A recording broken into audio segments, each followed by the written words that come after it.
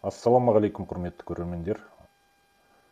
Жақында ғана өз арнама топонимикаға байланысты Ресей, Белоруссия, Украинадағы қалалар көне түркі аттарымен аталатыны жайлы бір видео жариялаған болатын. Соған байланысты бір көрерменімізден комментарий түсіпті. Сол комментарийді сіздерге оқып берейін. Golden Warrior дейді.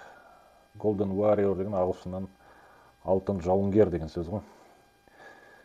Енді мынауларың ұят. Хабаровск қаласы Федор Хабаровтың атымен қойған. Қазақ бауырлар, ойдан шығаруды қойыңдар. Ертең күлкі боласыңдар. Мен түсінсем жай прикол ғой деймін дейді.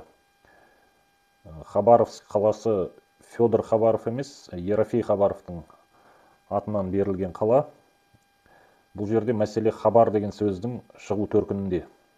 Этимологияға қарасақ, Хабаров деген тек фамилия Хабар сөзінен шығып тұр. Хабар деген өзімізге, бәрімізге мәлім қазақтың сөзі. Хабар.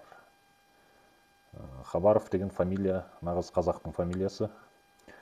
Бұның түркі сөзі екеніне ешкімнің дауы жоқ деп ойлаймын.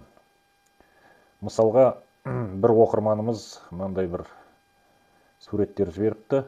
Қарап отырсаңыздар, Украина, Румыния, тіпті Румынияда Өңешті деген қала бар екен. Онешти деп тұр. Өңеш сөзі қазақтың сөзі, түркінің сөзі екенін бәрімізге мәлім деп ойлаймын. Яссы, Бакеу, Тоқмақ дейді. Тоқмақ деген сөз қазақтың Тоқпақ деген сөзінен шыққан. Қырғызстанда да Тоқмақ деген жер бар, Украинада да Тоқмақ деген жер бар екен. Тоқмақ сөзі сол біздің Тоқпақ сөзінен шыққан. Билмак, Мангуш дейді.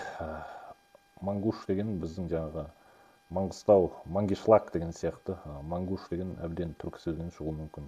Одан бөлек, мысалға, қазір соғыс болып жатқан Украинаны алайық.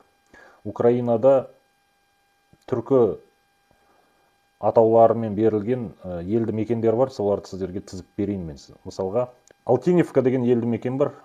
Алтиневка дегеніміз қазақтың алтын деген сөзінен шыққан.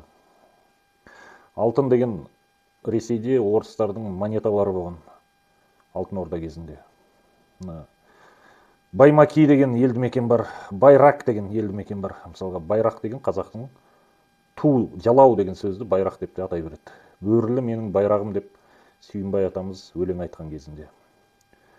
Байрақтар деген, мысалға, самолетпен қазір украиндықтар Ресейдің танкілерін бомбалап жатыр ғой. Сол байрақ сөзінен шыққан ту, жалау деген сөзді білдіреді. Бақай деген елді мекен бар Украинада. Бақша, Балабаневка дейді. Балабаневка дегеніміз сол балапан деген сөзден шыққан. Сокол балапан дейді ғой, орысша айтқанда. Сокол балапан деген сөз ол. Балачаха деген елді мекен бар Украинада. Балачахамыз сол балашаға деген сөзді білдіреді. Бармани, Батура, Баян, Заманин, Кобишти.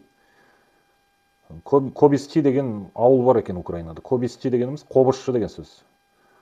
Оның жаңағы этимологиясын қарасаңыздар, интернеттен, не болмаса кітаптардан, этимология бойынша кітаптардан қарасаңыз, қобызшы сөзінен шыққанын ғалымдар да, тіл мамандары да дәлелдеп берген. Кучуков, Ордажа, Ардинцы деген, Темировцы деген, Узин деген өзен бар екен мысалы. Узин деген сөз, ұзын деген сөз ғой. Қазақтың ұзын деген сөзі. Украинадағы өзен елді мекен бар. Уланев деген ауылдар бар. Уланев деген ұлан деген сөзден шыққан. Осындай дәлелдер өте көп. Топонимика деген өте мықты ғылым. Бұл топонимиканы зерттеп, қазақтардың көзін ашу керек деп ойлаймын.